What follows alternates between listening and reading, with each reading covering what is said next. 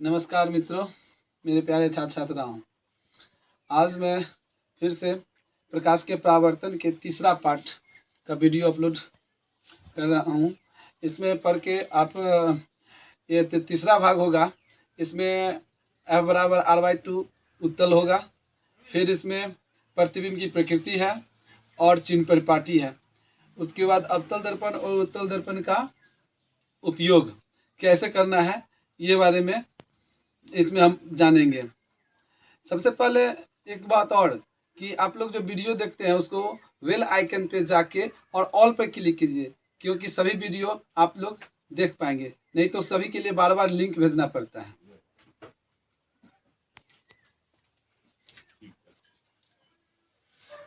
जैसा कि उत्तल दर्पण में F बराबर R/2 हम आज सिद्ध किए हैं।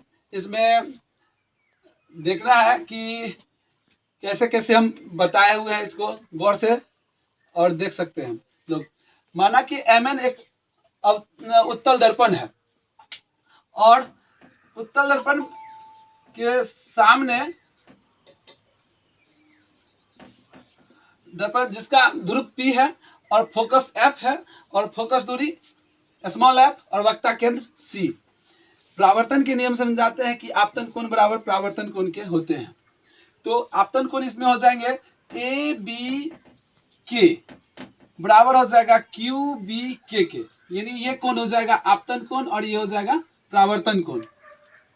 फिर सम्मुख कोण से कोण KBQ ये कोण हो जाएंगे बराबर सम्मुख FB और C। ये कोण सम्मुख कोण जो होते हैं आमने सामने कोण बराबर होते हैं। तो हम समीकरण एक परावर्तन के नियम से और सम्मुख कोण से समीकरण 2 मान लिए हैं। यदि दर्पण काफी छोटा हो तो Mn को स्पर्श रेखा माना जा सकता है। जैसा कि हम अवतल दर्पण में भी पढ़ाए थे कि जब दर्पण काफी छोटा होगा तो इसका जो कर्व है वह एक सीधी रेखा के तरह दिखाया जाएगा। तो हम उसको हम स्पर्श रेखा के रूप में मान सकते हैं। फिर संगत कोण से ABK ये कोण जो होगा वह संगत BCF ये कोण के बराबर हो जाएंगे। BCF के बराबर हो जाएंगे। तो समीकरण 1, 2 और 3 को हम अगर बराबर करके करें तो कोण FB और C बराबर BCF हो जाएगा, यानी FBC बराबर हो जाएगा BCF के। हम जानते हैं कि B के सामने वाले कोण के सामने वाली भुजा हो जाएगा CF और C के सामने वाला हो जाएगा FB। अब यहाँ पे यदि दर्पण काफी छोटा हो तो B को हम P पर मान सकते हैं। तो हम बताए थे कि अवतल दर्पण में भी कि ध्रुव को अगर जब स्पर्श रेखा होगा और दर्पण काफी छोटा होगा तो B को हम P पर मान सकते हैं। तो CF बराबर PF, तो CF बराबर PF को हम PC/2 लिख सकते हैं। तो F बराबर R/2। इस तरह से हम यह प्रमाणित कर दिए। इसे समझने में अगर कोई भी दिक्कत हो तो आप कमेंट बॉक्स में जरूर लिखें।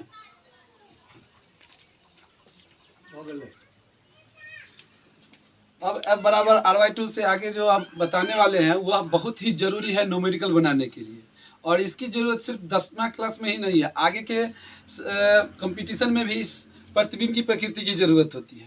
तो हम सबसे पहले अवतल दर्पण में वस्तु के द्वारा बने प्रतिबिंब की स्थिति और प्रकृति दोनों हम बता रहे हैं। इसमें सबसे पहले जो हम बता रहे हैं कि पहला, जब वस्तु अवतल दर्पण के फोकस और ध्रुव के बीच में हो, यानी F और P के बीच स्थित हो, तो उसका प्रतिबिंब कैसा होगा? उसका प्रतिबिंब काल्पनिक, सीधा और वस्तु से बड़ा होगा।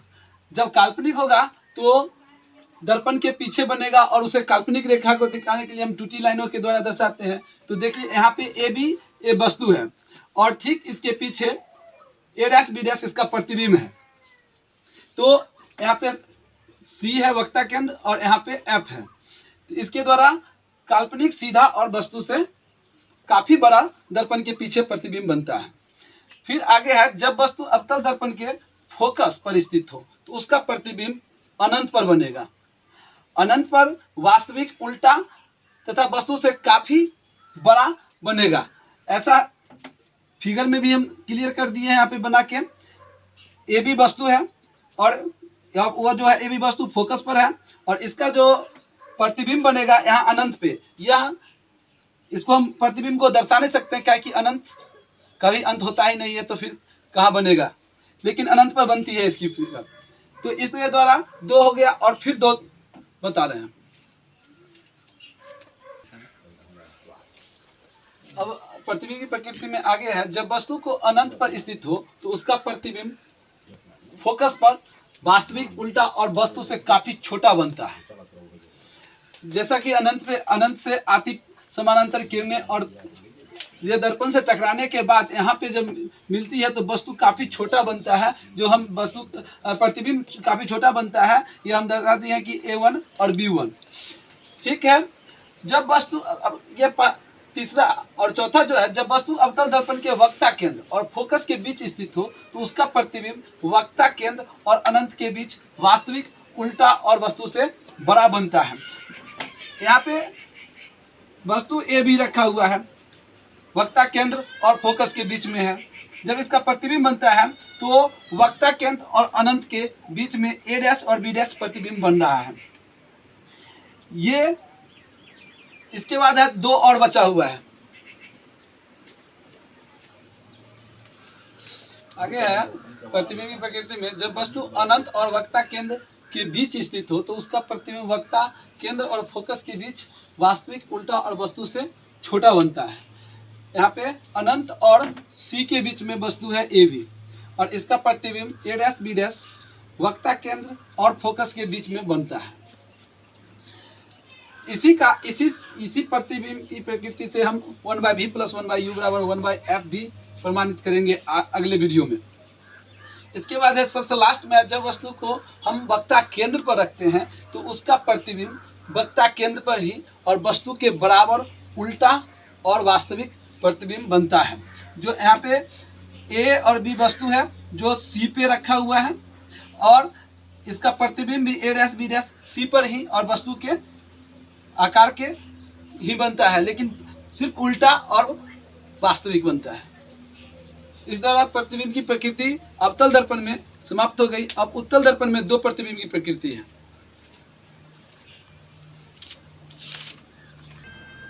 चलो,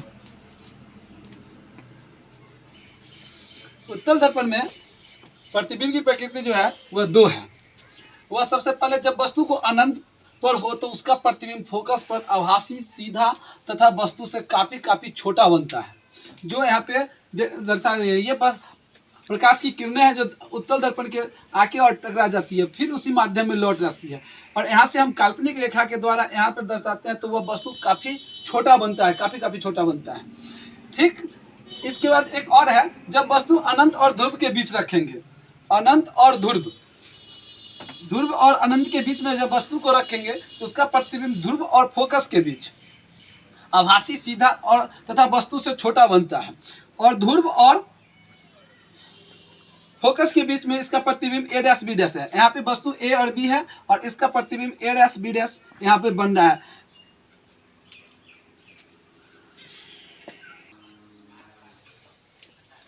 प्रतिबिंब की प्रकृति के बाद अब हमें जो जानना है उसमें है ये अवतल दर्पण और उत्तल दर्पण का उपयोग।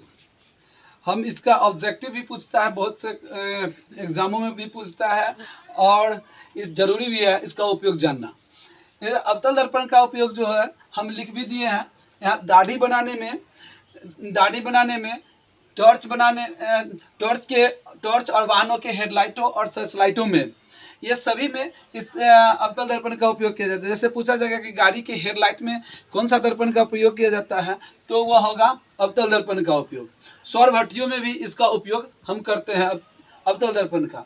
उत्तल दर्पण का उपयोग जो होता है वह स्कूटर हो, मोटर कार हो, बस हो इत्यादि किसी में भी यह हम साइड मिरर के रूप में इसका उपयोग करते हैं। यह क्या करता है कि पीछे की वस्तु को वह छोटा करके दिखाता है, इसीलिए हम अवतल दर्पण का उपयोग यह साइड मिरर में करते हैं। इससे आगे है चिन्ह परिपाटी। चिन्ह परिपाटी में चिन्ह परिपाटी में जानना जरूरी है, क्योंकि चिन्ह परिपाटी के बिना न्यूमेरिकल कुछ भी नहीं बनेगा। इसमें सबसे पहले चिन्ह परिपाटी में जानना है कि हम जैसे कि निर्देशांक ज्यामिति में अगर 9th में हम लोग पढ़ चुके हैं कि अगर हम प्रधान अक्ष को x और x डैश एक्सिस माने और यह दर्पण के एक हम सीधी एक हम लंब खींच दें तो, और ये ध्रुव ओरिजिन को अगर हम ध्रुव माने तो ठीक ध्रुव की दाईं ओर जितने होंगे वह सभी प्लस होंगे। यह इधर जो भी होगा, फोकस होगा, वक्ता केंद्र होगा, या कुछ भी होगा, वह प्लस में आएगा, प्लस साइन होगा। ठीक उसी तरह प्रधान अक्ष के ऊपर में जब कोई भी वस्तु का अगर दूरी होगा तो वह प्लस में होगा। ठीक ध्रुव के बाईं ओर आने पर जो कोई भी वस्तु हो, दूरी, फोकस हो या वक्ता केंद्र हो, वह सभी माइनस में आएगा। यह हम निर्देशांक ज्यामिति में भी पढ़ चुके हैं कि ओरिजिन की दाईं ओर प्लस और ओरिजिन की बाईं ओर माइनस होता है। तो यहाँ पे हम अगर यहाँ पे वक्ता केंद्र होगा और यहाँ पर फोकस होगा, और अगर इसको हम पीसी माने तो इसका माइनस में लेंगे मान, और अगर यहाँ पे पीएफ होगा तो इसका मान माइनस में लेंगे। ठीक यहीं पे अगर इधर होगा तो उसको हम प्लस में लेंगे। यहीं पे अगर ऊपर में होगा तो प्लस, और नीचे में अगर होगा तो हमें क्या लेंगे, माइनस में लेंगे मान।